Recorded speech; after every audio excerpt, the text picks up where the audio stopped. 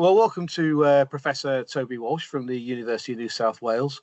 Toby was asked by the project team to carry out an independent evaluation of the proposal for the technology trial. We're just going to ask him a few questions about how he's gone about that, and just kick off, Professor, if you could, by just telling us a bit about yourself and your background and why this is important to you. Thanks, Tony, and I apologise that I'm not there at the stakeholder meeting in person, but I've got to be back in Europe. There's this big international AI safety summit, and I've been invited to attend that. So apologies not to be there in person, because actually I think this is a very important study, not just for Australia.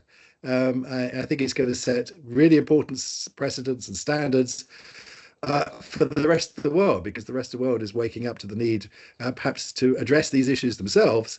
And this study is, first of many, I suspect, that's going to really set the standards for what is used here in Australia, importantly, but more widely in the rest of the world. So my role, very simple one, to provide independent advice and assessment of the quality and breadth of this study. And I'm very happy to do this because I actually see it as a very important, very influential study.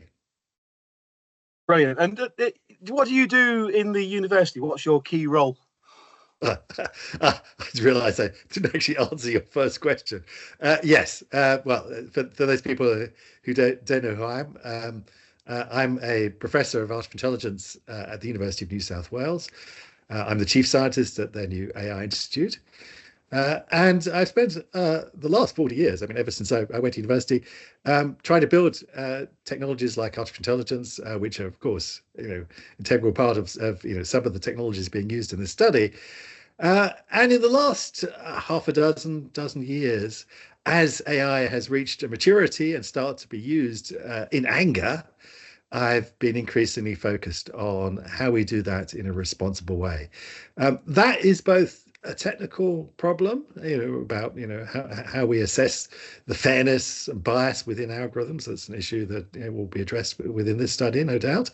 But also it's socio-political. It's about people's trust. It's about educating people aware of the risks and the benefits, and then issues around legal issues around how are we going to regulate this space? What is appropriate regulation especially with a rapidly evolving technology like artificial intelligence?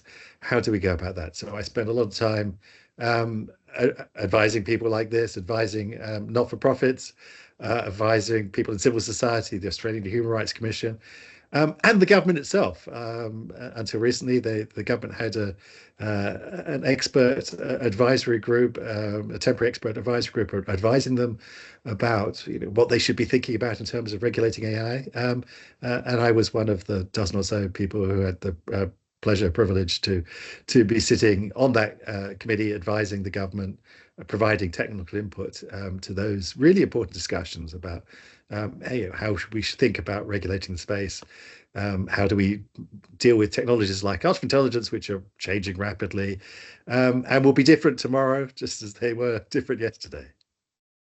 Completely. And AI shocks the world with wiping $500 billion off one company's value in the US stock market just from one announcement from one AI company. It's amazing how it can change things in such a heartbeat. You spoke about the government and the work you're doing in the government there. What struck you about what the government have asked us to do with this trial? Well, I think it's a very considered and useful activity that you've been asked to do here, you've been commissioned to do here, because when I've spoken to many different stakeholders and members of the public about their concerns, there's actually quite a broad consensus that we probably need to put some age assurance in place in various places in social media and to regulate pornography and the like. But the main pushback you get from people is, yes, but how could you do it? How would you actually get it to work? I think there's, if you could do it in a way that doesn't, have, significant privacy implications, isn't biased against people of color, and works and is effective and is not a burdensome, on people who are, within the age categories that should, then I think there's quite a lot of acceptance within the community that this might be a good thing. So the real problem then is how can we do it? And so I think this is a wonderful piece of work to address that concern, which is, well, okay, I think there's consensus that we need it, but how can we do it in an efficient, effective, fair way? And this study is designed exactly to inform regulators and politicians and the public as to, and the tech companies themselves, they're at the center of this, as to, what could be done, what would be effective, so that we can actually, end up in a world where people of appropriate age access the appropriate things, and it's done in a fair, unbiased way. Brilliant. And so here today in Sydney, we're publishing the detailed evaluation proposal, which we've been working on for the last few months since we started this this project. And you were asked to carry out an independent validation of that, and you've ploughed your way through the 90 pages that people today are also ploughing their way through. What stood out in that for you as the approach that the scientists in the team were proposing?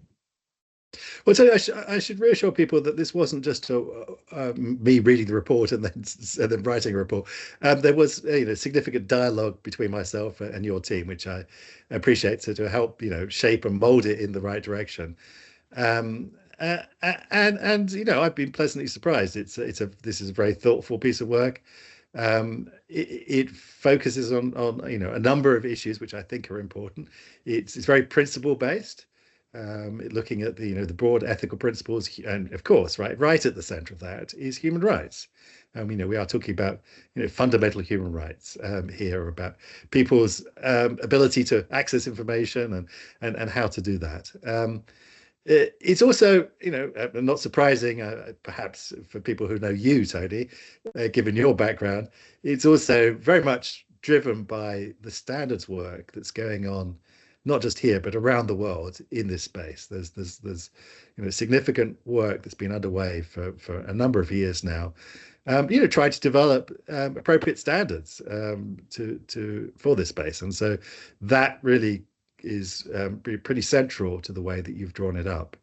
And then the other thing is, as I said, it was a bit of a dialogue between us. And when I saw the original drafts, and I'm pleased to say that the mostly minor issues, modest issues that I picked up and pointed out to you have been addressed in the final draft. I mean, there's a few areas I thought that were important. As an example, I imagine that we're going to end up not just with one technology that's gatekeeping, providing age assurance on various tech services, but maybe a layered approach which is just the same as when you go to the pub. If you look like you're well over 25, then you just order a drink. There's no hassle there at all. If you're under the age of 25 and close to the age of 18, then maybe there's some ID is requested. And similarly, I suspect that not one technology is going to prove to be adequate, and also you're going to get greater security by putting together combinations of approach. So I encourage the study to look at then how different methods might be complementary in doing such a layered approach. And as I said, other more minor things. I mean, of course, one of the groups that's going to be most impacted by this sort of technologies, the way it's being rolled out, will be young people. And therefore, one of my recommendations, which I'm pleased to say is in the final report, is that the communication, some of the outputs of this study will be delivered in age-appropriate ways, so that those people can access it and contribute to the important conversation that I'm sure the report will generate about exactly how we're going to go about applying age assurance. Fabulous. And obviously we've got it's a public funded project, so it's limited time, limited budget, as all public funded projects are. But is there anything you wish we were able to do that we haven't been able to do? I just want to mention before we move on, I just want to mention one other thing which I thought was really important to bring out about about recommendation, and it has been addressed, but of course with more money could be addressed even better, uh, which is how we deal issues around fairness and bias, which is again absolutely central.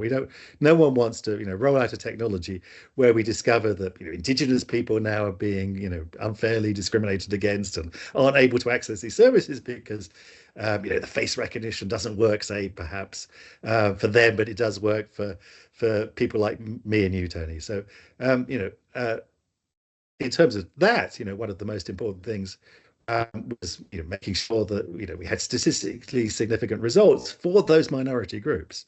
And so again, one of the other recommendations that's adopted in the report is to ensure that we have statistically large enough sample sizes for those particular groups. And one other thing, again, again pleased to say that it was rapidly picked up by the team when I threw it into the mix, which was that there are a bunch of protocols now for going about science in a much more open way to increase the confidence that people have in the science, so that you can say to people, well, people actually recorded what their hypotheses were before they set off, so that there isn't to get a little technical, p hacking. We're not trying to bias the results by asking different questions halfway into the study, but we've actually gone about it in a very open, transparent way. And I think that again is very important, because there's unfortunately there's more distrust of science these days than there used to be, and so that's transparency, and the ability for people to go and look at the results and check that things were done as they said they were going to be done, is really important. We do live, unfortunately, and the part of the concerns that these sorts of the work is addressing is in a world of misinformation, disinformation, and I wanted to see that this study stood out as applying the very best scientific protocols to actually exploring this issue in a way that people could trust.